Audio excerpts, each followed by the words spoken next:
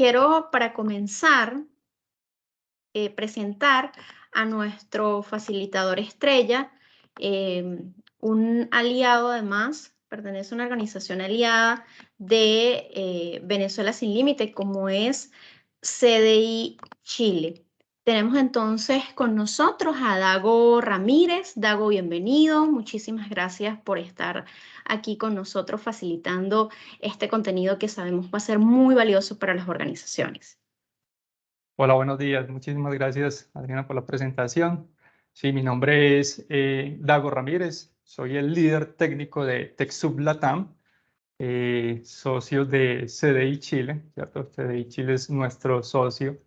Entonces, el día de hoy, pues vamos a estar hablando sobre la seguridad digital para las organizaciones sociales y también mencionaremos algunas soluciones y herramientas que Microsoft pone a disposición para que se protejan de los ataques informáticos. Bueno, ¿les parece si iniciamos entonces con el contenido, sin más preámbulos? Eh, Iniciemos entonces. Sabemos que la ciberseguridad es un tema que se volvió muy importante, sobre todo con el aumento del trabajo en casa. La percepción que muchas personas tienen es que esto solo aplica para grandes empresas o entidades gubernamentales. Pero tristemente, las organizaciones sin ánimo de lucro son percibidas como blancos fáciles por los ciberdelincuentes, debido a que la gran mayoría no cuentan con una estrategia para protegerse de ataques cibernéticos.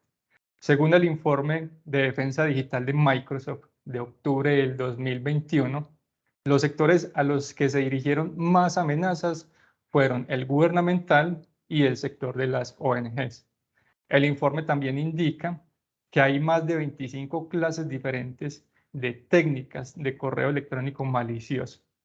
A continuación, vamos a ver algunos de estos ciberataques más comunes. Entonces, tenemos los ataques informáticos de ingeniería social, que es una técnica utilizada para engañar a los usuarios incautos y sacar provecho de su falta de conocimientos para tener acceso a la información o infectar los dispositivos. Existen otros ataques que son considerados como ataques de ingeniería social, y estos son el phishing, que se presenta comúnmente por medio del correo electrónico y busca robar la información sensible como nombres de usuarios y contraseñas o datos de cuentas bancarias o tarjetas de crédito. Estos correos electrónicos provienen de personas que se hacen pasar por identidades o por entidades más bien de confianza, como los bancos o los proveedores de servicio como Microsoft. El malware es un software malicioso que daña los computadores, las tablets, los celulares o cualquier sistema informático.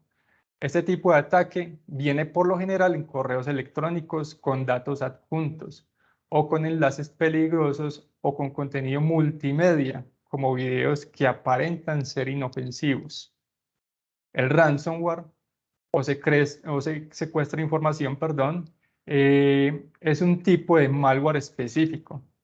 Este lo que busca es restringir el acceso a los archivos para pedir altas sumas de dinero para quitar esta restricción y que los usuarios puedan acceder a sus datos. Ahora veamos estos ataques con un poco más de detalle. El phishing. Vamos a iniciar con esta amenaza. También es conocido como suplantación de identidad.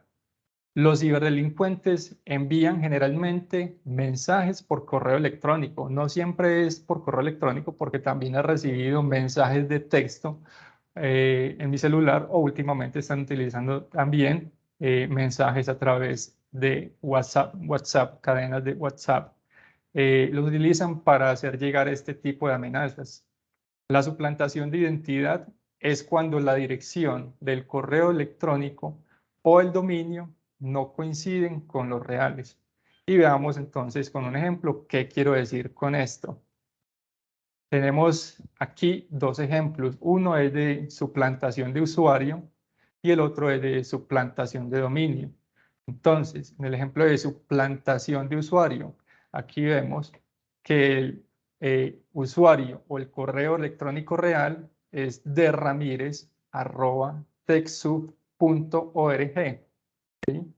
Y digamos que un ejemplo de suplantación de usuario podría ser d.ramirez@techsoup.org. Miren que hacen una pequeña modificación y a veces es casi imperceptible esa modificación. Y los usuarios o las personas en su día a día, en el correr del día a día, no se dan cuenta de estas pequeñas diferencias, no notan que puede ser entonces una suplantación de identidad. También tenemos una suplantación de dominio. En este caso, el dominio real es techsoup.org y un ejemplo de dominio suplantado podría ser techsoup.org. Noten que cambia la P por la Q. Como les digo, los atacantes normalmente hacen pequeños cambios, digamos que tanto en los dominios como en las direcciones de correo, para suplantarlos. Continuemos entonces, vamos a ver unos pequeños consejos, unos pequeños tips de cómo identificar un ataque de phishing. Lo primero, como les mencioné antes, este tipo de ataque viene en un correo electrónico, en el cual le piden al usuario que ingrese o que valide la información confidencial, como las claves o números de cuenta bancaria. Se debe tener presente que las identidades, perdón, que las organizaciones más bien, o que digamos que en este caso las entidades bancarias nunca van a solicitar este tipo de información. El siguiente tip es los dominios o correos que no coinciden. Como les mencioné en el ejemplo anterior, los atacantes suplantan la identidad de las personas o las organizaciones. No es lo mismo techsoup.org que techsoup.org con Q. Noten aquí, vemos entonces el pequeño cambio que podrían hacer de pronto los atacantes. Y como les comenté, muchas veces hacen cambios que son prácticamente imperceptibles y que uno en las carreras o en los afanes del trabajo diario es posible que no note esas pequeñas diferencias o esos pequeños cambios, ¿sí? ¿Qué más les puedo decir? Si recibo, por ejemplo, un correo electrónico de Microsoft, lo mínimo que debo esperar es que ese dominio provenga o que sea el legítimo de Microsoft, que es microsoft.com, ¿cierto? Porque he visto también casos de correos electrónicos donde digamos que me dicen que debo cambiar la contraseña o que va a expirar mi contraseña y resulta que el dominio, el remitente de ese correo electrónico no tiene nada que ver con Microsoft. Entonces hay que estar muy alertas también con esta parte. Aunque puede ser difícil de creerlo, muchos de los correos de suplantación de identidad se pueden reconocer por los errores de ortografía. Se debe prestar atención a la redacción, tanto en el cuerpo del correo como en el remitente del mismo. He visto también entonces correos que llegan supuestamente, por ejemplo, en este caso de Microsoft, pero hacen un pequeño cambio. Aquí miren que reemplazan la F por otra T y que también eso puede ser un poco difícil de identificar. Entonces hay que estar muy atentos cuando recibimos un correo electrónico, analizarlo muy bien porque puede tratarse de un correo electrónico de phishing o suplantación de identidad. El saludo genérico es otra forma de identificar este tipo de mensajes de ataques, ¿cierto? Normalmente se refieren a las personas como estimado usuario o apreciado cliente. Es muy raro que usen el nombre propio. Hoy en día, todas las empresas tienen en sus bases de datos como mínimo el nombre y el apellido de sus clientes y los usan cuando envían correos electrónicos. Es probable también que se reciban mensajes donde le ofrecen grandes ofertas o promociones por su fidelidad. Y si usted ni siquiera ha usado estos servicios, pues es un indicador de que puede ser una amenaza. Por ejemplo, me han llegado, digamos que correos electrónicos o mensajes también de texto, donde supuestamente me he ganado un premio por mi fidelidad y yo ni siquiera he utilizado esos servicios de esa empresa. Entonces, ese es uno de los principales indicadores que eso es un ataque de suplantación. No se recomienda hacer clic, digamos que en esos enlaces que llegan a través de esos correos electrónicos. También tenemos entonces el sentido de urgencia. Si ve frases como urgente o su cuenta será bloqueada en un día o cuenta cancelada, en un correo lo más seguro es que se trate de un ataque informático. Lo que buscan los ciberdelincuentes es como hacer que las personas o meterles, digamos, temor a las personas para que accedan o hagan clic en esos enlaces a través de estas frases, ¿sí? Entonces hay que prestar muchísima atención también con este tipo de, digamos, de mensajes que vienen en los correos electrónicos. Bueno, aquí tenemos entonces un ejemplo real. Este es un ejemplo de phishing que recibió eh, Catalina Escobar, digamos que es una persona que trabaja en una de las organizaciones que es socio de TechSoup aquí en Colombia.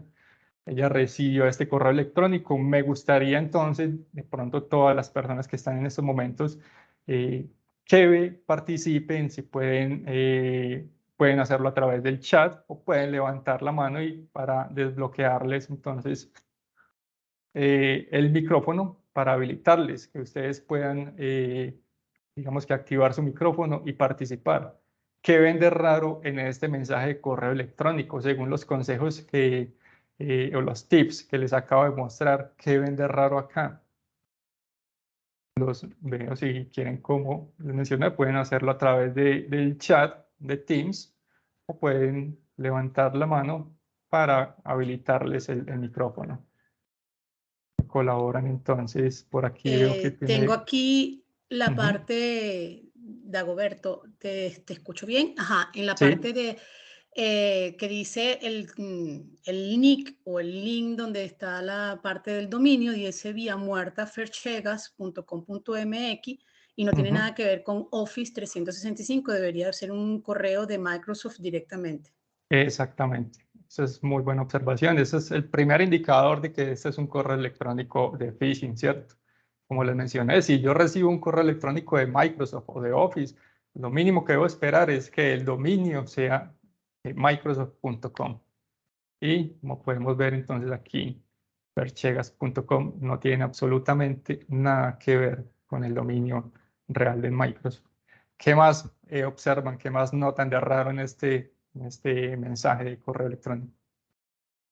Por aquí veía otras manos levantadas. Bueno, ya aquí veo, sí, la urgencia expira en 0 días, dice Arelis. Yamile también nos dice la clave expira en 0 días. Exacto, es un mensaje con carácter de urgencia, que también es un indicador de que puede ser un mensaje de phishing, ¿sí?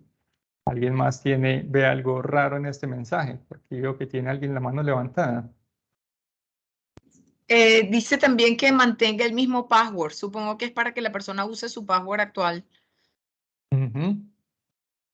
Correcto, correcto. Entonces miren que me piden que si quiero mantener el mismo password o la misma contraseña, le envían un enlace donde puede validar su contraseña. Y lo que hacen normalmente ellos con estos tipos de enlaces es que los redirigen a una página que es muy, muy parecida, es idéntica a la página real, pero en realidad es una página donde capturan toda esa información. Normalmente les piden que ingresen de nuevo el usuario, que ingresen la contraseña, ¿sí? Y allí entonces lo que están haciendo es capturando la información, las credenciales del usuario. Esa también es muy buena observación. ¿Algo más? ¿Ven raro aquí en este correo electrónico? A ver, yo veo que nos dicen de pronto por el chat. Y de la clave, exactamente. Una de las recomendaciones es que si se recibe un correo electrónico de este tipo y vemos que es sospechoso, pues si consideramos que es necesario, cambiemos la contraseña, pero no lo hagamos a través de estos enlaces que nos envían en el correo electrónico, sino que lo hagamos a través de la configuración de nuestras cuentas, ¿sí?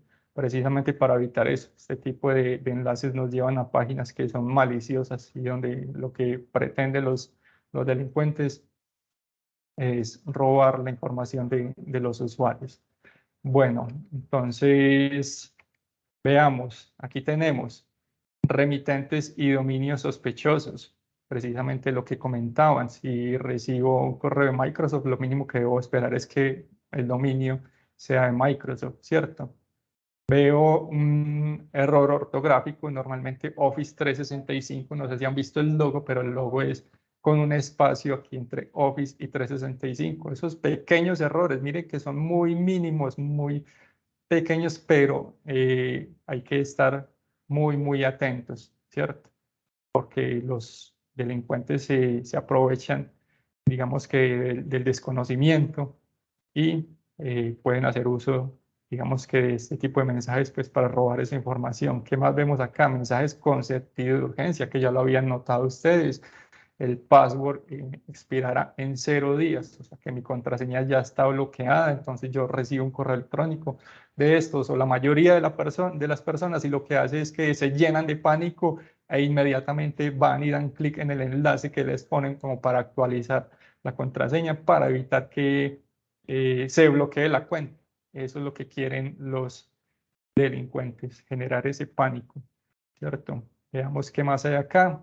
Enlaces a páginas maliciosas, como les mencioné ahora. Entonces, ese tipo de enlaces siempre van a redirigir a una página que normalmente es muy parecida, es idéntica a la página real, pero en realidad es una página falsa, que lo que busca es, digamos que recolectar esa información confidencial de las personas, ¿cierto?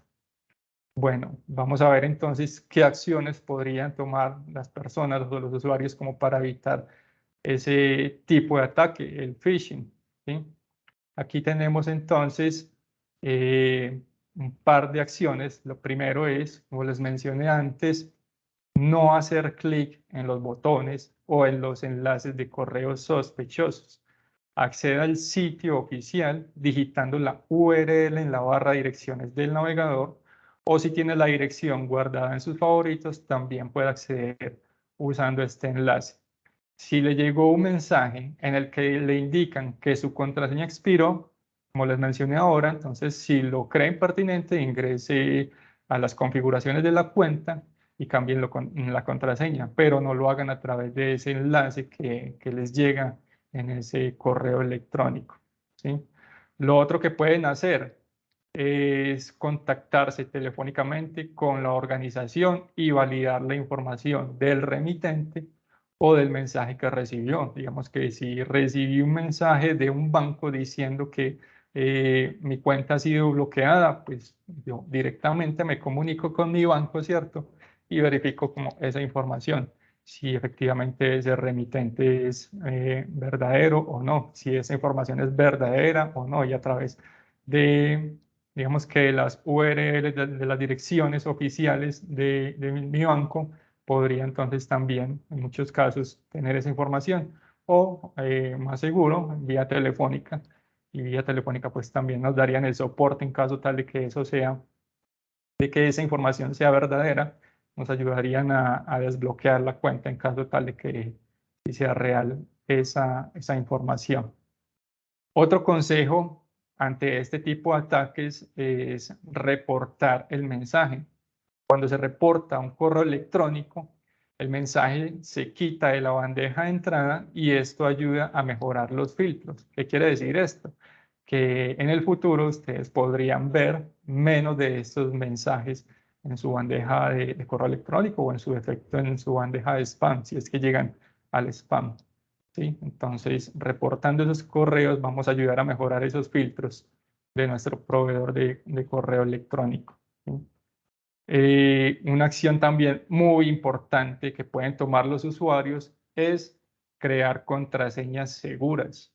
Una contraseña segura es aquella que contiene mínimo 8 caracteres.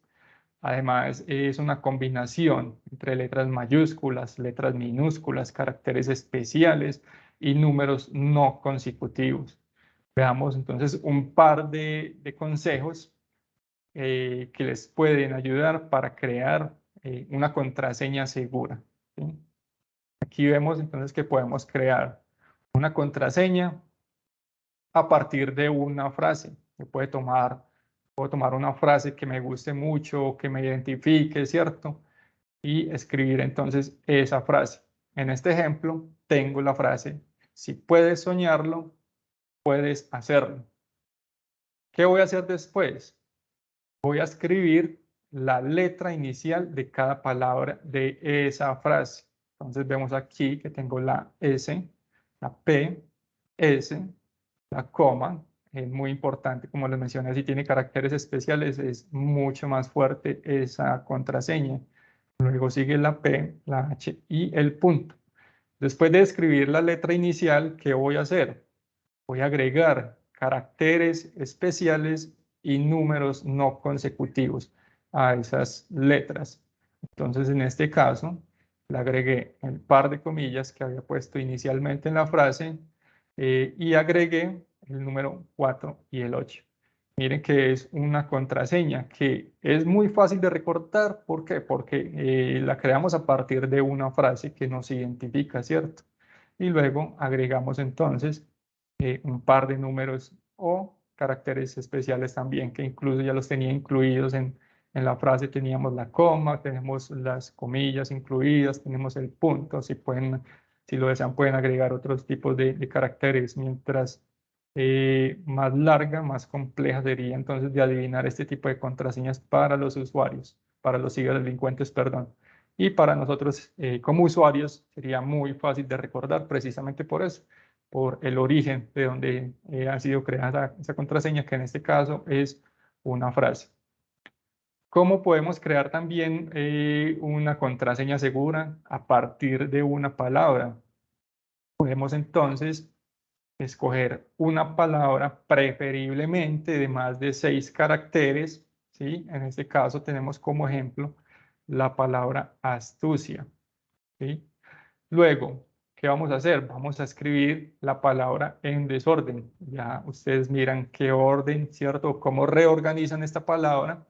La idea es evitar utilizar palabras que estén en el diccionario. ¿Por qué? Porque los delincuentes, los ciberatacantes, utilizan una técnica que es la técnica del diccionario, en la cual en cuestión de segundos pueden hallar palabras que estén dentro de un diccionario, adivinar una contraseña muy, muy fácil. Entonces, la idea es utilizar palabras que no se encuentren en el diccionario. Parto de una palabra que sí está en el diccionario, pero la reescribo. Miren que al reescribirla, en este caso lo que escribí fue si astu. Si astu, esa palabra pues no va a estar en el diccionario, ¿cierto?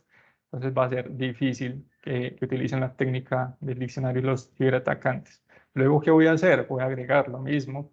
En el ejemplo anterior, voy a agregar caracteres especiales y números no consecutivos.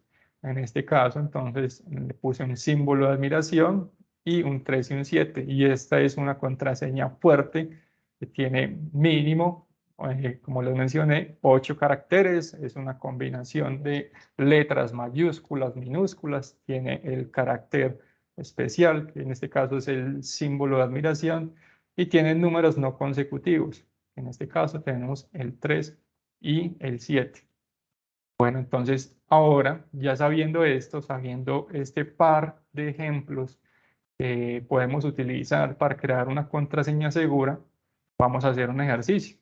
Y quiero leerlos en el chat.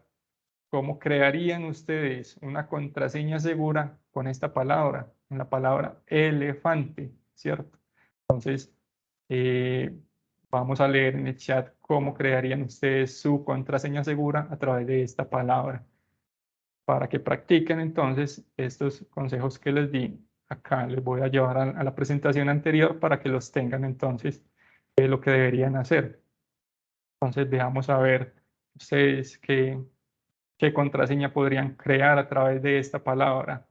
A ver, por acá tengo Arelis, dice Fantl, 27 numeral, muy bien, excelente. Nos dice Bambi, Fantetele, ¿cierto? Pues tenemos un carácter, podría ser especial, que es, digamos, el guión, pero podrías agregarle un par de números allí para que sea más fuerte esa contraseña, ¿cierto? Tenemos aquí otros ejemplos. A ver, por ejemplo, María Rusa dice Panele, exacto, 53T, asterisco, muy bien, ¿cierto? Tenemos la contraseña que nos envía Rodriga, fantel.gd,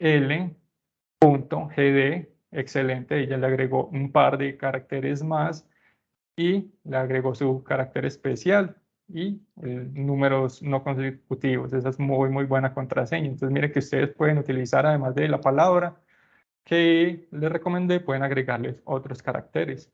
Y desde allí entonces vemos que podemos crear una contraseña que para nosotros sería fácil de adivinar. ¿Por qué? Porque partimos desde una palabra que digamos que nos caracteriza o que nos gusta, ¿sí? Para crear nuestra contraseña. Entonces, siguiendo, miren que es un buen tip para crear nuestras contraseñas seguras.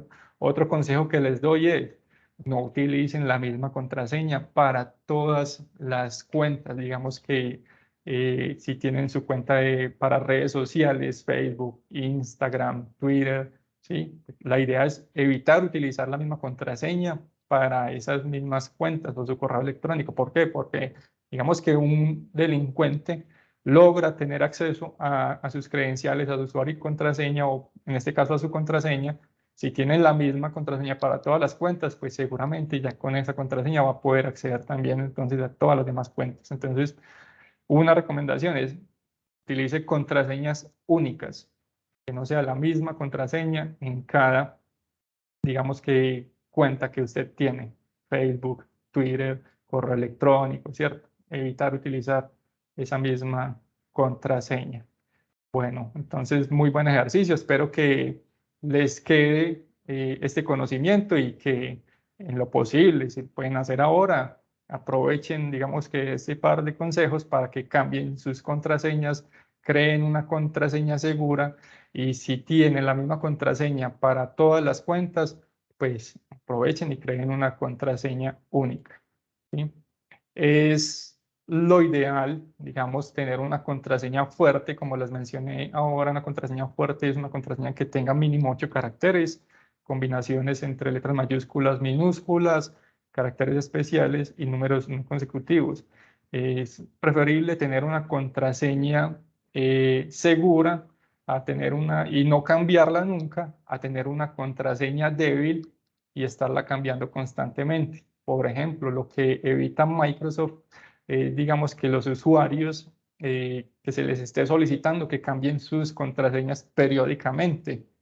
¿Por qué? Porque al hacer eso se evita que los usuarios creen contraseñas débiles. Por ejemplo, digamos que mi contraseña es una que es muy débil, que ya tienen identificado, clave 1234. Entonces, si la tengo que cambiar periódicamente, la próxima vez voy a tener clave 12345. La próxima vez 123456. Entonces, la idea es evitar eso, que se tenga que cambiar la clave constantemente.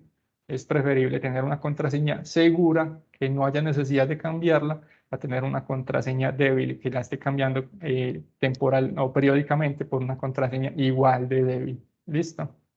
Entonces, vamos a continuar. Como les mencioné, pues Microsoft pone a nuestra disposición algunas directivas que se pueden implementar para mejorar la seguridad frente a estos tipos de ataques. En el Centro de Administración de Seguridad, que ahora es lo conocemos como Microsoft Defender, existe una directiva anti-phishing predeterminada, pero hay algunas configuraciones que podríamos realizar para aumentar la protección en esta directiva. Y esas configuraciones pueden ser, por ejemplo, incluir los usuarios y dominios que queramos proteger para evitar que sean suplantados.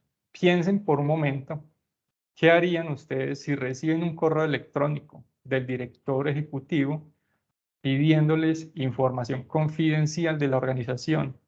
La mayoría lo envía o no, ¿cierto? Porque es, digamos que nuestro jefe, el director de la organización que nos está pidiendo esa información. Entonces, para evitar esto, podemos crear una directiva que incluya, por ejemplo, solamente a los miembros de la junta directiva. En la política predeterminada, que es la que está creada por defecto en el centro de administración, no hay ningún dominio especificado, pero los podemos agregar para que sean protegidos. Como puede que una organización tenga registrado más de un dominio en su cuenta en Microsoft, se pueden agregar hasta un máximo de 50 dominios en esa lista. ¿Qué más podemos configurar en esta directiva? En la opción de sugerencias de seguridad se pueden habilitar mensajes que se muestran o que muestran más bien una advertencia de correo electrónico al destinatario si se detecta un ataque de suplantación. ¿Qué quiere decir esto? Que si recibo, por ejemplo, un correo electrónico en este caso, donde la directiva me detecta que un usuario está posiblemente suplantado, entonces dentro de ese mismo correo, en la parte superior, me va a llegar una pequeña advertencia como esta, que dice, este remitente es similar a maria@contose.com, digamos que ese es un ejemplo, digamos que ustedes normalmente reciben correos de una persona similar a este, y dice entonces que es un usuario con el que ha intercambiado correos electrónicos. Sin embargo, puede que no sea la misma persona, o sea que el sistema de pronto está detectando algo sospechoso en ese remitente. Entonces nos llega como esa pequeña advertencia dentro del correo para que nosotros estemos atentos y revisemos muy bien, como les mencioné ahora, revisar que el remitente, que esté bien escrito, y en este caso también el dominio. También tenemos un mensaje que nos puede llegar de dominios suplantados. El mensaje diría algo como, puede que este remitente esté suplantando un dominio asociado a su organización. Como les digo, entonces son pequeñas advertencias que Microsoft pondría para que los usuarios estén muy atentos, ¿cierto? O para que se detengan un momento, analicen bien ese correo electrónico, analicen el dominio, analicen el remitente, el contenido de ese correo para evitar que sean víctimas de pronto de una suplantación de identidad. Otro mensaje que podría llegar dentro de los correos electrónicos que sean de pronto detectados como suplantación de identidad es cuando recibimos correos y los remitentes, digamos que tienen caracteres inusuales en su dirección de correo electrónico, como por ejemplo aquí vemos que el correo electrónico es una combinación de letras mayúsculas y minúsculas en su redacción. Normalmente un correo pues uno lo escribe en minúsculas, ¿cierto? Digamos que la dirección de correo electrónico no discrimina entre mayúsculas y minúsculas, por eso normalmente se escribe entonces en minúsculas. Entonces, digamos que estos son tres tipos de sugerencias diferentes que nos podrían llegar y que podríamos habilitar desde esa directiva que podemos configurar en el centro de administración. ¿Qué más tenemos y qué más podremos configurar en esta directiva? La inteligencia de buzones. Una de esas opciones que nos permite habilitar o deshabilitar es, como les digo, es la inteligencia artificial que analiza los correos electrónicos de las personas con las que tenemos contacto frecuentemente para determinar si esos mensajes son legítimos o no. Por ejemplo, tenemos este caso, digamos que en TechSoup Latam tenemos nuestro director comercial, es un ejemplo, ¿cierto? No es un caso de la vida real, aquí estoy tomando solamente un ejemplo, pero con nuestro dominio real. Vamos a decir que nuestro director comercial es Pedro Pablo Pérez y su correo electrónico es pedro.perez@techsoup.org. Pero resulta, podría darse el caso de que nuestro socio en Chile, en CDI Chile, también haya una persona que trabaje dentro de la organización, que también se llama Pedro Pérez, es muy probable, se puede dar esa coincidencia, y el correo de esta persona podría ser pedro.perez@cdichile.org, ¿cierto? Podría darse, es muy probable. Entonces, ¿qué es lo que hace la inteligencia de buzones? La inteligencia de buzones determina que pedro.perez@cdichile.org no está suplantando a pedro.perez@techsoup.org. ¿Por qué? Porque los dos son correos válidos y son correos pues, con los que digamos que hemos intercambiado normalmente comunicaciones, ¿sí? Y así funciona entonces la inteligencia de buzones, hace uso de la inteligencia artificial entonces. ¿Qué más podríamos hacer dentro de estas directivas? Podríamos habilitar la autenticación multifactor. ¿Qué es la autenticación multifactor? Es un método de autenticación adicional en el que se debe validar la identidad del usuario para garantizar que en realidad es el propietario de la cuenta a la que se está tratando de acceder. Esta validación se hace normalmente a través de un código de seguridad que se envía al número de celular o al correo electrónico alternativo registrado previamente por el usuario. Después de recibir el código, ¿cierto? Cuando estamos iniciando sesión, nos envían el código. Lo que debemos hacer es ingresarlo para completar. Aquí vemos el ejemplo. Ingresamos el código para completar el inicio de sesión. Es uno de los mejores métodos para evitar la suplantación de identidad. ¿Por qué? Porque digamos que un delincuente logró tener acceso a su usuario y a su contraseña, pero para poder ingresar, para poder finalizar ese inicio de sesión, ¿cierto? Se debe tener acceso también al celular al que se le envía el código de verificación o a la otra cuenta de correo electrónico. Microsoft permite agregar más de una opción para validar la identidad. Tenemos, por ejemplo, el envío de correo electrónico por mensaje de texto. Podemos configurar que se nos realice una llamada telefónica o que envíen un código a la aplicación Microsoft Authenticator, que es la aplicación pues, de MFA de Microsoft. O también podemos conseguir el acceso desde esta aplicación. No sé si de pronto ustedes, me gustaría saber si ustedes en sus cuentas, ya sean redes sociales o en cuentas de correo personal o corporativos, tienen habilitadas digamos que este segundo método de autenticación. ¿Conocían este método? ¿No lo conocían? ¿Lo tienen habilitado? Me gustaría saber cómo, si lo han utilizado en estos momentos.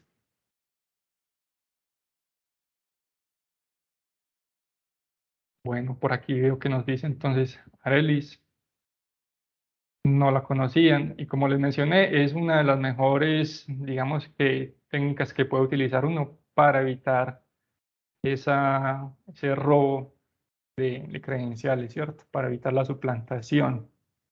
Nos dice Luz Nelly, que ya la ha utilizado antes. Por aquí María Russo dice, apenas supe de su existencia la semana pasada. Y ya, para todos ustedes, si tienen redes sociales, los invito a que la configuren porque es bastante importante, ¿cierto? Y en todas las redes sociales la tienen ya disponible en este momento, y no solo en redes sociales, sino también en sus cuentas, como les mencioné, sus correos personales.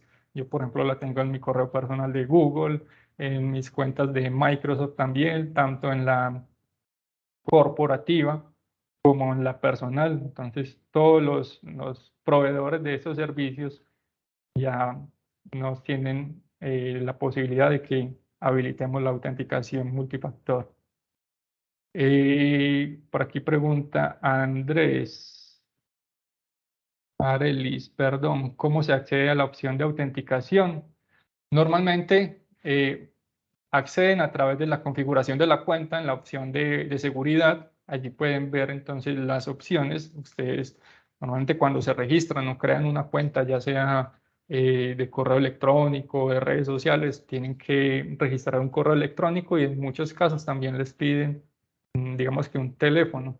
Si no se los piden, entonces ingresan a la configuración de su cuenta y allí van a tener la opción para configurar el método de autenticación. Les van a pedir que si quieren configurar un teléfono, entonces lo pueden agregar y pueden utilizar este teléfono como su segundo método de autenticación, o un correo electrónico también lo pueden utilizar.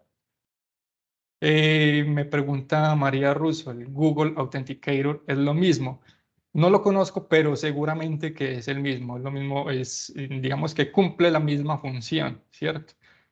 Vos podés utilizarlo para validar tu inicio de sesión. Seguramente si tienes la cuenta con Google, cuando vayas a iniciar sesión, entonces te va a enviar ya sea un mensaje o simplemente vas a tener que abrir tu aplicación y validar que sí sos vos la que va a iniciar sesión en esa cuenta, ¿cierto? Debe funcionar similar a la de Microsoft Authenticator, que yo la puedo configurar simplemente para que diga si sí soy yo o no, la persona que estoy tratando de iniciar sesión, o para que me envíe un código a mi aplicación Microsoft Authenticator y yo luego ingreso ese código, entonces, donde estoy iniciando sesión. Seguramente es la misma, ¿cierto? O no la misma, pero sí cumple pues como la misma función. Entonces, la invitación es esa: habiliten la autenticación multifactor en todas sus cuentas. Precisamente, como les mencioné, como para hacerle más difícil al ciberdelincuente que puedan acceder a su cuenta, ¿sí? Entonces, continuemos. Vamos a hablar en este caso entonces también de el malware, y como les mencioné al principio, el malware es un software malicioso que afecta el funcionamiento normal de los equipos, los daña o puede eliminar o encriptar datos, o usar también el programa de correo electrónico que tenemos instalado en nuestro equipo para enviar el virus a otras personas. Veamos entonces cómo podemos identificar este tipo de amenazas. Tenemos entonces también, aunque algunos de los elementos con los que se identifica un ataque de phishing, lo podemos utilizar para identificar un ataque de malware, como por ejemplo los remitentes desconocidos o los mensajes con un asunto de urgencia y con errores de ortografía. Se puede tener y se debe tener especial cuidado con los correos que tengan archivos adjuntos. Normalmente un virus viene en un archivo adjunto y utilizan mucho extensiones, por ejemplo la extensión .exe, .bat o .js, ya que son muy peligrosos, porque al dar clic sobre estos tipos de archivos se ejecuta inmediatamente el programa malicioso. También puede que un virus venga enmascarado en un archivo .doc, que sería en este caso un archivo, un documento de Word, o un archivo .xls, que es la extensión de los archivos de Excel. Si el mensaje dice que se adjunta un documento tipo PDF, debemos verificar efectivamente que el archivo adjunto sí es un PDF y que no vaya a ser de otro tipo. No hacer clics en los enlaces de correos que puedan ser maliciosos. Si por error da clic en un enlace y se abre una ventana emergente de un sitio extraño, no haga clic en los botones aceptar o acepto para cerrar esas ventanas. Lo que puede hacer es presionar las teclas Alt y F4 al mismo tiempo, y pues con esta combinación de teclas se va a cerrar esa ventana. Veamos entonces a continuación un ejemplo también de malware, y me gustaría hacer la misma dinámica, el mismo ejercicio con el ataque, el ejemplo de phishing. ¿Qué notan de raro ustedes en este mensaje? Si hay algo raro, todo está normal, es un correo electrónico normal o es alguna amenaza, ven algo que podría considerarse como una amenaza. Los veo o los escucho. Si desean de pronto abrir el micrófono, nos podemos habilitar el micrófono para que hablen. ¿Ven algo de raro en este mensaje entonces? ¿Qué dicen? ¿O todo está normal? Bueno, por aquí veo que alguien levantó la mano. Livia, no sé si nos pueden habilitar para que Livia habilite su micrófono y nos dé su opinión. Ya me lo habilitaron, gracias. Creo que la extensión normalmente, la de docs, es minúscula, ¿no? No sé, por ahí me parece ya por ahí raro, ¿no? Y lo otro es lo que acabas de decir de los tipos de attachment que son PDF, también hay que buscar la manera, no sé si es que oí mal en esa parte de lo que era lo del PDF, pero me siento que lo que más me llama la atención es que el archivo que es en Word, el docs, esa D normalmente es en minúscula. Correcto. Podría ser un indicador de que esto es un mensaje, una posible amenaza, ¿cierto? ¿Qué más? ¿Qué más de pronto ven raro? Por aquí dice Yamilet, dice que es de un tipo PDF, pero la imagen no aparece en PDF. Aquí vemos que entonces en el cuerpo del mensaje dice que viene una imagen, ¿cierto? Nos dicen que viene una imagen adjunta, pero que el adjunto es tipo PDF. Eso es un posible indicador de que es una amenaza de cierto. Y también vemos lo que dice ID, perdón si no lo pronuncio bien, dice que viene también en el adjunto, debería ser un PDF, pero en realidad lo que nos adjuntan es un documento .docs. Por si no lo sabían, los documentos .docs es lo mismo, la extensión .doc es la extensión de un documento de Word, pero cuando se le agrega al final una X es porque es un documento, digamos que la aplicación online de Word, ¿sí? Lo mismo con los documentos de Excel. La extensión normal de un archivo Excel es XLS, pero si es un archivo que está en la nube, ¿cierto? En un Excel online, sería XLSX, ¿sí? Al final entonces terminaría con una X. Bueno. Listo, aquí vemos que han reconocido un par de esos detalles, ¿cierto? Miremos entonces qué más hay raro acá. Veamos. Digamos que el remitente y el dominio es sospechoso, ¿sí? Dice que el remitente debería ser Glenise Atlin Henry, pero digamos que en este caso el dominio pues podría ser un dominio sospechoso, ¿cierto? ¿Qué más vemos? Vemos también los tipos de archivos sospechosos o potencialmente maliciosos, como ya lo habían identificado. Debería ser un PDF o una imagen, pero nos están adjuntando es un documento de Word, ¿cierto? ¿Qué más hay raro acá? También, como les mencioné ahora, y también se pueden tener en cuenta, digamos que esos consejos, esos tips. Tenemos en cuenta para identificar un ataque de phishing, también los podemos tener en cuenta acá, como cuál. Por ejemplo, los errores de ortografía. Normalmente podría ser Word Center, pero con un espacio. Ya, mire que es un error mínimo, casi imperceptible, pero allí está. Listo. Entonces, la idea es y la invitación es que cuando recibamos un correo de estos y que veamos que es un poco sospechoso, nos tomemos el tiempo de analizarlo bien. Lo mismo, no hacer clics en enlaces sospechosos, no descargar esos tipos de archivos, porque pues ahí puede venir entonces, digamos que oculto el virus. Listo. Continuemos entonces, veamos qué acciones podrían tomar los usuarios para evitar ser víctimas de un ataque de malware.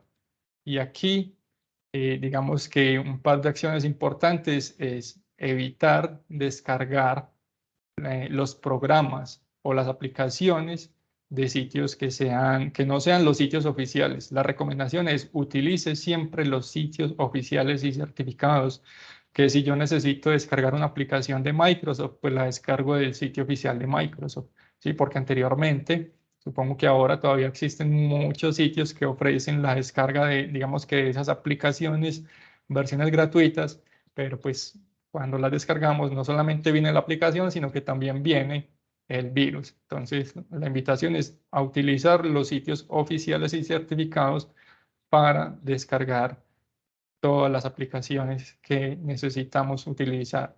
¿Qué más? También debemos mantener actualizado el dispositivo, en este caso los dispositivos Windows. La recomendación es actualizar el Microsoft, actualizar pues como todas esas aplicaciones a través de Microsoft Update, que digamos que el lugar donde podemos ir y actualizar todas las aplicaciones que tenemos en nuestro equipo, ¿cierto? Y al actualizarlo, ¿qué es lo que vamos a lograr? Vamos a obtener las últimas características, no solamente de funcionalidad, sino características y muy importante, correcciones de seguridad que lanzan los fabricantes de esas aplicaciones, ¿sí? Normalmente hay personas que se dedican a estudiar o a encontrar falencias en esas aplicaciones. Entonces, cuando digamos que los fabricantes encuentran esas falencias, esos baches o esos agujeros de seguridad, lanzan entonces digamos que las actualizaciones para corregir esos baches o digamos, sí, espacios de seguridad que hay allí, esas falencias, ¿cierto? Un consejo aquí, un virus informático puede impedir que se acceda al sitio web de Microsoft Update para instalar las actualizaciones más recientes. Por eso, y lo mejor es, y lo que recomendamos es configurar el servicio de actualizaciones automáticas para que se ejecute periódicamente, de modo que el equipo tenga todas las actualizaciones importantes. En la mayoría de los casos, la actualización se completa reiniciando el dispositivo. Asegúrese que el dispositivo esté enchufado cuando sepa que se van a instalar pues, actualizaciones, ¿cierto? Para que no se nos vaya de pronto a agotar la batería, ¿sí? Mientras está actualizando, digamos que el sistema. O no solamente pues conectado a la energía, sino también pues lo ideal cuando se van a hacer actualizaciones, pues si ven que tienen una red Wi-Fi y si están conectados a través del Wi-Fi y es muy débil, pues utilicen la red cableada, ¿sí? También es una como de las recomendaciones. Bueno, continuamos entonces. ¿Qué podemos hacer también? Como les comenté, revisar las extensiones que vienen en esos tipos de correos electrónicos. Hay extensiones como la extensión .exe, la extensión .bat o .js que son muy peligrosas. ¿Por qué? Porque son archivos que son ejecutables. Tan pronto uno da clic en un tipo de archivo de estos, se ejecuta el programa, se ejecuta el virus y allí se nos instala entonces en el equipo. De hecho, ya no sé si lo han notado, si han hecho de pronto el ejercicio, si no lo han hecho, los invito a que lo hagan. Intenten adjuntar en un correo electrónico un archivo que sea de este tipo de extensiones y van a ver que en la mayoría de los proveedores, yo lo he hecho con Google y con Microsoft, ya ellos no permiten que se adjunten archivos que tienen este tipo de extensiones, precisamente por eso, porque son muy, muy peligrosos, ¿cierto? Entonces se puede difundir muy fácil un virus a través de ese tipo de archivos. Ya no es permitido, digamos que adjuntar, o ya los proveedores de correo electrónico, como les digo, lo he hecho con Google, lo he hecho con mi cuenta también de Microsoft, no me permiten adjuntar ese tipo de archivos, ¿sí? Pero no solamente estos, también hay archivos como los .docm o XSLM. Estos son archivos, este sería por ejemplo el docm, son archivos de Word con macros, o el XLSM, que es un archivo Excel con macros, que podrían venir también, los podrían utilizar los ciberdelincuentes, digamos que como para camuflar también un virus. Entonces, si reciben un correo electrónico con un archivo adjunto de este tipo, primero que todo, pues verifiquen que el remitente sea una persona, un remitente de confianza. Segundo, que ustedes sí hayan solicitado esos tipos de archivos. Muchas veces suele suceder que uno recibe un correo electrónico de una persona, te envío el archivo que me solicitaste y resulta que yo no le he solicitado ningún archivo, ¿cierto? Y voy a dar clic en ese archivo para ver qué es lo que me envían y resulta que allí viene el virus. Si ustedes reciben correos electrónicos de personas que les envían estos tipos de archivos y ustedes no lo han solicitado, no los abran, ¿cierto? Solo ábranlo si efectivamente ustedes habían solicitado esa información previamente o si conocen ese remitente, ¿cierto?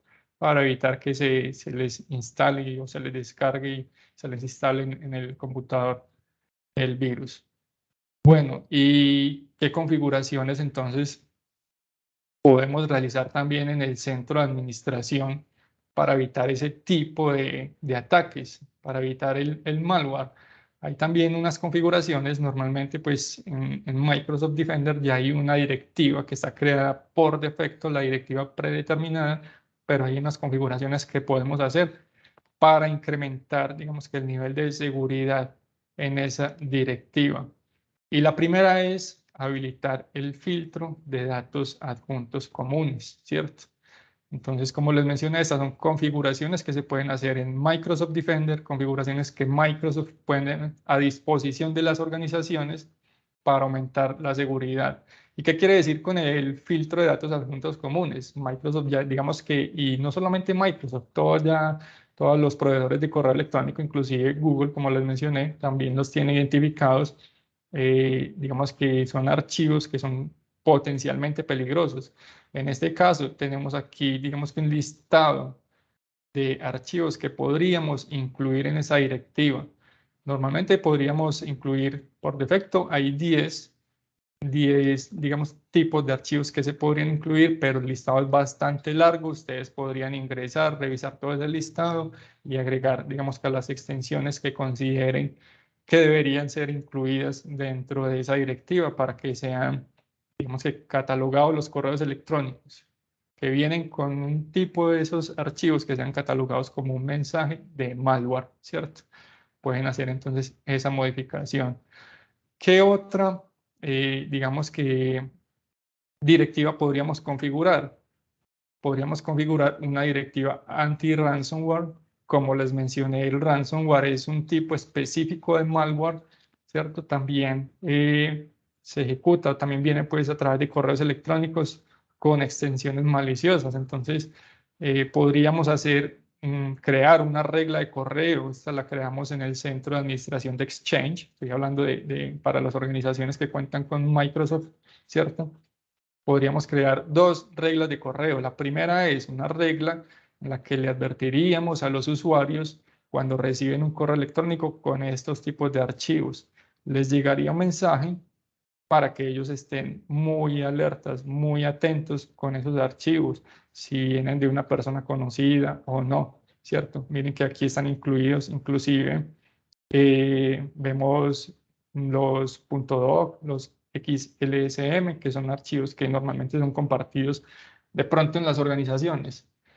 Entonces, allí le advertiríamos a los usuarios que tengan mucho cuidado con esos tipos de archivos.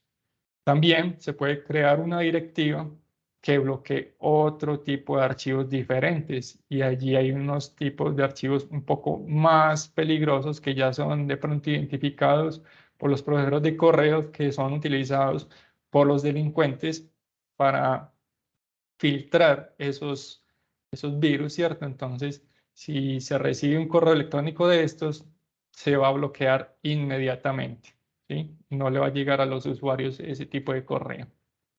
Entonces, vamos a ver cómo reducir un riesgo de un ciberataque, ¿sí?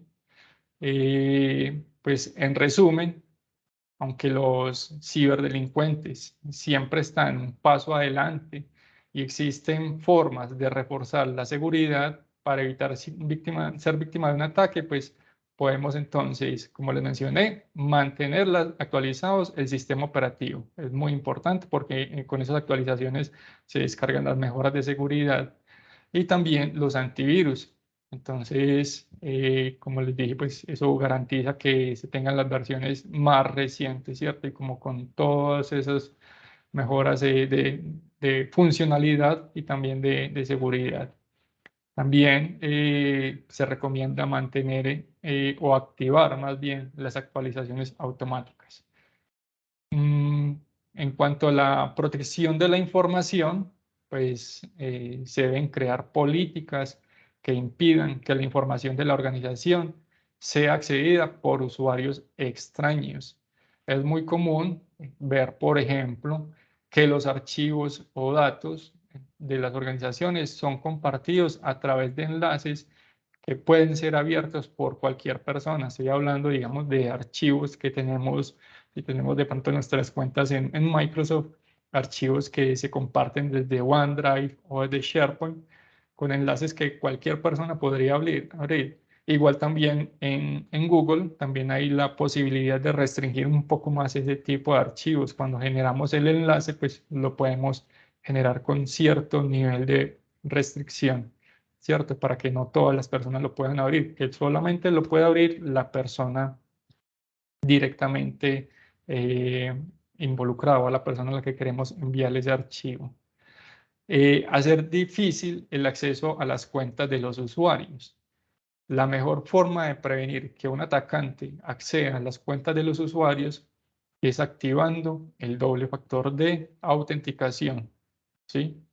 El MFA, como les mencioné, es un método de autenticación adicional en el que se puede validar la identidad de un usuario para garantizar que en realidad es el propietario de la cuenta a la que está tratando de acceder, ¿cierto? Y esta validación, pues ya se los mencioné antes, se hace a través de un código de seguridad que se envía al número celular o al correo electrónico alternativo registrado previamente, ¿cierto? Y ya por último, pero no menos importante, tenemos el entrenamiento. Es bastante importante entrenar al personal de la organización, ya que esto ayuda a minimizar los riesgos, ¿sí? El entrenamiento debe incluir temas como la creación de contraseñas seguras y la identificación de amenazas, que son temas que tocamos en esta sesión, ¿cierto? Ya aprendimos cómo crear una contraseña segura, ya sabemos qué es una contraseña segura, ¿sí? Sabemos que debe tener mínimo 8 caracteres, que sea una combinación entre letras mayúsculas y minúsculas. Entonces, se recomienda a las organizaciones que entrenen a su personal, tanto en la creación de contraseñas seguras como en la identificación de amenazas, que también lo vimos pues como en esta sesión. Sabemos que ya las principales amenazas son el phishing, el malware, el ransomware. Ya tenemos unos consejos de cómo identificarlos y cómo evitarlos, ¿cierto? Y bueno, hablando de entrenamiento, quiero hacerles un anuncio pues, y una recomendación. En nuestra plataforma de TechSoup Cursos para las ONG, hay un curso que se llama Ciberseguridad para Organizaciones sin ánimo de lucro. Este curso, bueno, tiene 2 sesiones. La primera sesión sería cómo convertirse en un cortafuegos humanos. Un cortafuegos humanos, que sería la persona que, en este caso serían todos los usuarios. Los usuarios se pueden convertir en cortafuegos. Esto lo que quiere decir es que son los que pueden evitar que un virus, ¿cierto? O que sus credenciales sean robadas.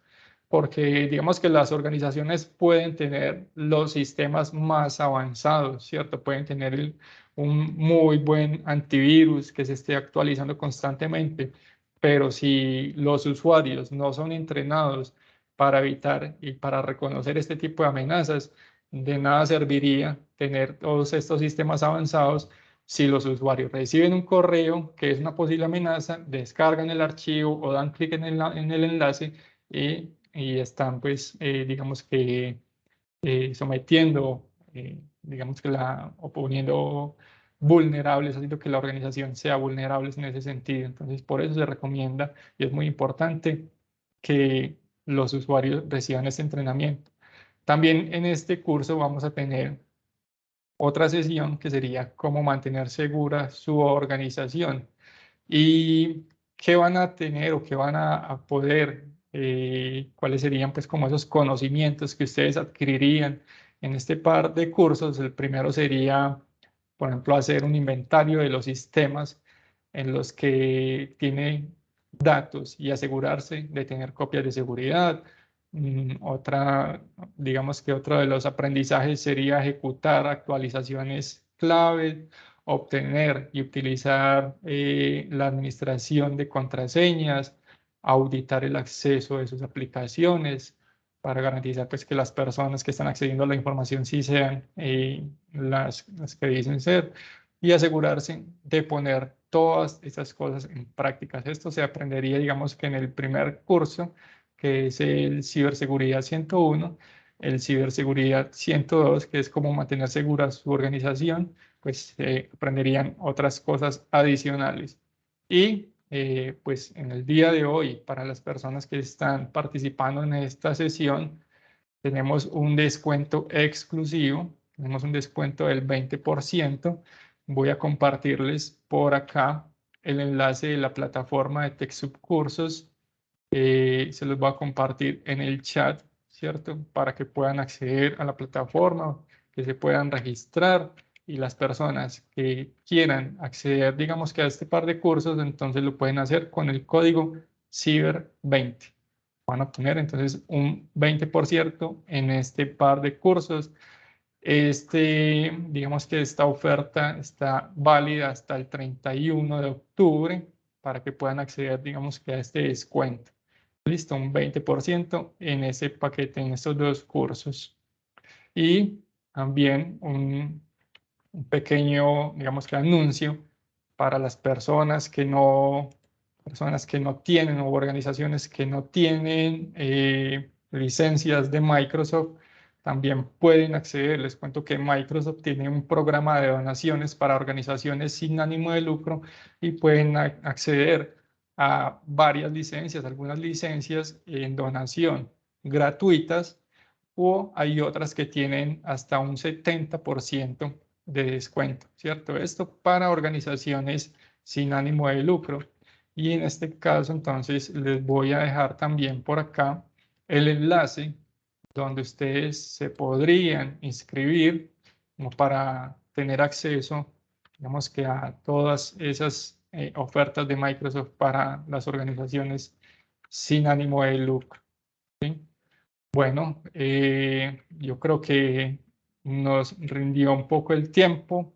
No sé si de pronto tenemos algunas preguntas por allí adicionales para antes de terminar la sesión el día de hoy.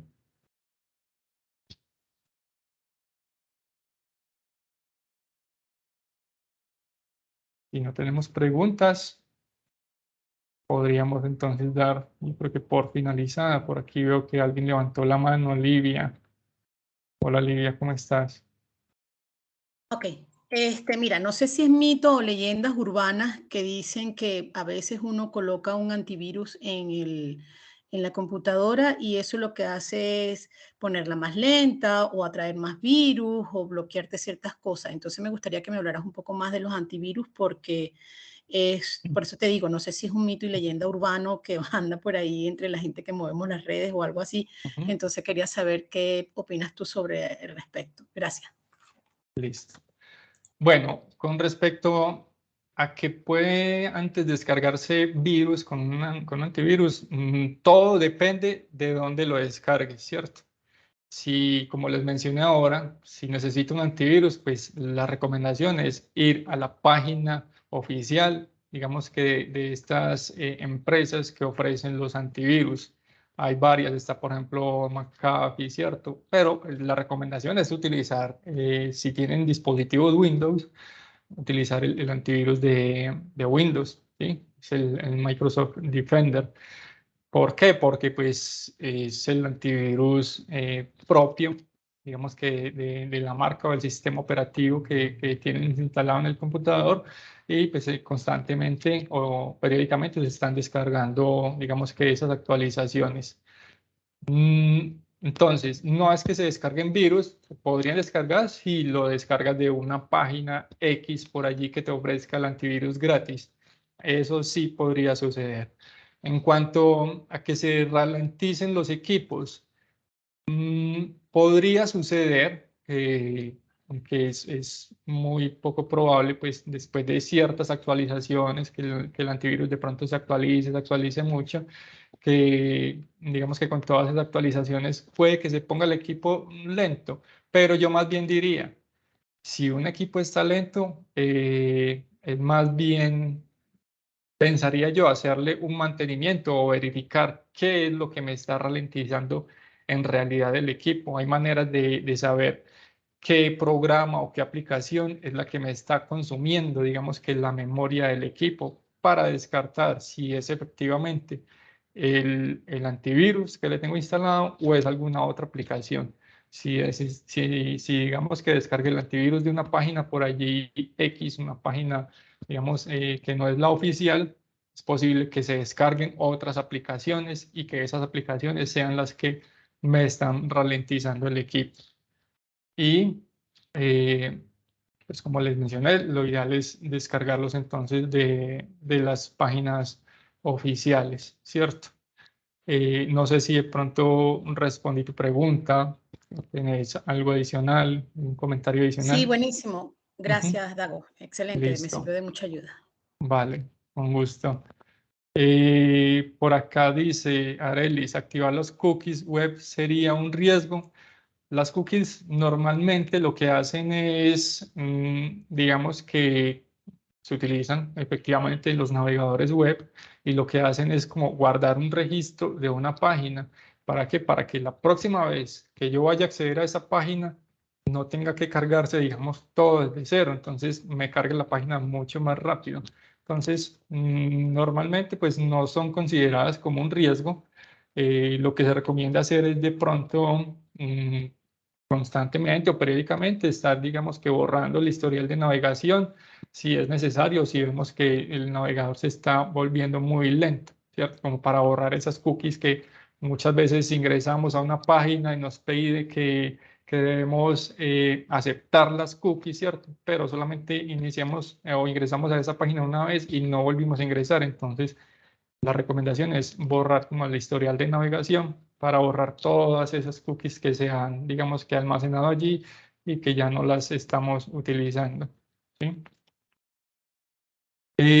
A ver, por aquí dice Daniela, ¿es obligatorio tener antivirus para proteger el equipo y los archivos o puedo mantener la computadora libre de virus de otra manera? No, pues la única manera que podrías tener tu equipo de virus es sabiendo, o sea, reconociendo tú muy bien cuáles son los archivos que pueden tener un virus o algo. La recomendación es sí tener un virus, perdón, un antivirus instalado, porque no sabemos en qué momento estemos, digamos, que trabajando por allí en una página y esa página pues tenga anuncios, digamos que comerciales maliciosos y damos clic en uno de esos anuncios. Entonces, con un antivirus vamos a garantizar que en un momento de, digamos que se nos fueron las luces y no supimos por qué hicimos clic en un tipo de esos enlaces, pues ahí tenemos el respaldo del antivirus que nos va a decir, ojo, eso es un sitio malicioso o se está intentando descargar un archivo malicioso. Entonces, lo recomendable es mantener un antivirus instalado, ¿cierto? Como para evitar, pues, que se nos vaya a instalar ese tipo de virus o para evitar una amenaza. Entonces, es lo mejor mantener un antivirus. Y se recomienda inclusive no solamente en, en los equipos, en los computadores, también hay antivirus para los celulares. Ustedes saben que actualmente las personas acceden a la información en la mayoría de los casos a través del dispositivo móvil, a través del celular. Entonces también se recomienda mantener digamos, un buen antivirus en nuestro equipo, en nuestro celular, para evitar también que de pronto vayamos a instalar un virus en nuestro equipo. Listo, bueno, no sé si de pronto tienen alguna otra pregunta.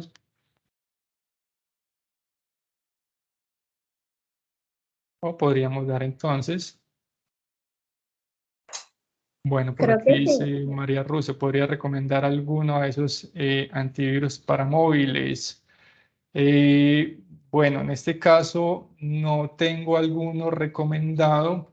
Normalmente el mejor antivirus no es el más caro, no es el más barato. Los mejores antivirus son los que se están actualizando periódicamente y con mucha frecuencia. ¿Para qué? Precisamente para garantizar que si hay, digamos, una amenaza nueva, ¿cierto? Porque los ciberdelincuentes siempre van un paso adelante de nosotros. Entonces, si tenemos un antivirus que se está actualizando constantemente, eso es digamos que es uno de los mejores tips para seleccionar un antivirus. No es que sea uno de una marca en específica, sino que digamos que uno de los mejores características que podríamos tener en cuenta a la hora de seleccionar nuestro antivirus es eso, las actualizaciones que ofrece. Listo. Creo que si no hay más preguntas, vamos dando por cerrada la sesión del día de hoy. Listo. Dago, de verdad, muchísimas gracias. Creo que lo digo en nombre de todas las personas que se han conectado. Ha sido información muy valiosa y muy práctica y creo que va a contribuir muchísimo. Yo quisiera recordarle a las organizaciones la razón por la cual está este taller inserto dentro de esta planificación del Fondo de Inversión Social, y es porque nosotros queremos fortalecer a las organizaciones con aspectos tan relevantes como la seguridad digital, ¿no? Queremos que las organizaciones no se queden atrás y sean conscientes de formas prácticas, de formas sencillas, de pasos que podamos comenzar a dar para fortalecer nuestra seguridad digital.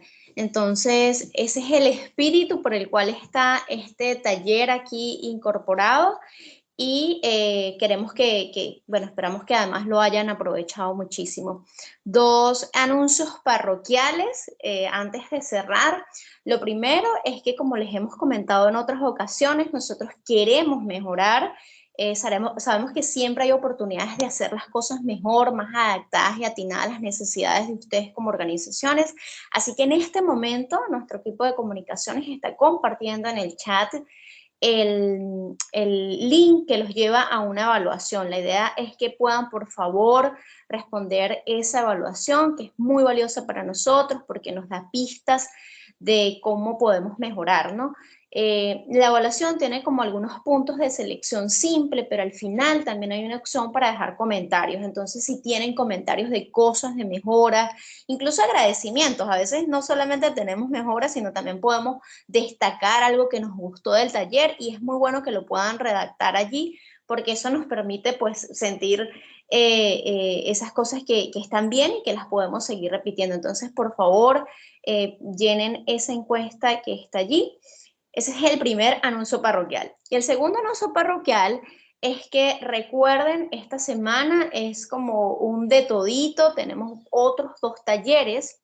Estos talleres son sobre análisis de datos. Allí también en el chat los estamos compartiendo. Tenemos una primera sesión de análisis de datos en una versión un poco de comprender qué es el tema del análisis de datos, para qué nos sirve eso del análisis de datos, qué valor puede traer para mi organización, tanto en la gestión interna, mis indicadores internos, como también para analizar los datos que resultan de la implementación de un proyecto. Ese va a ser como el primer taller, la sesión 1, ese taller de análisis de datos tiene una primera sesión, y luego vamos a tener una segunda sesión que es un poco más práctica, que Dago nos va a acompañar allí. Vamos a explorar la herramienta Power BI.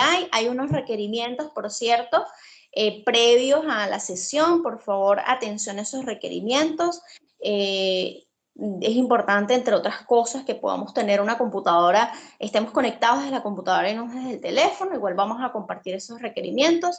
Y de verdad esperamos que puedan conectarse a esos 2 talleres y que los puedan aprovechar al máximo, porque la idea es que todo este conocimiento que ustedes están recibiendo acá puedan implementarlo en los proyectos que van a ser ganadores y van a recibir el financiamiento en esta edición del Fondo de Inversión Social. Así que bueno, esos son los 2 anuncios parroquiales. Nuevamente, por favor, llenar la encuesta y compartirle el agradecimiento a Dago. Dago, nuevamente, muchísimas gracias. Quizás para ti esto sea un taller más, para nosotros es súper valioso porque es la oportunidad de fortalecer a nuestras organizaciones que necesitan seguir creciendo y generando capacidades internas para generar mucho más impacto en la realidad venezolana. Así que bueno, Muchísimas gracias a todos los participantes, nuevamente agradecimientos a Dago, y esto ha sido todo el taller de seguridad digital. Hasta luego, muchísimas gracias por la invitación.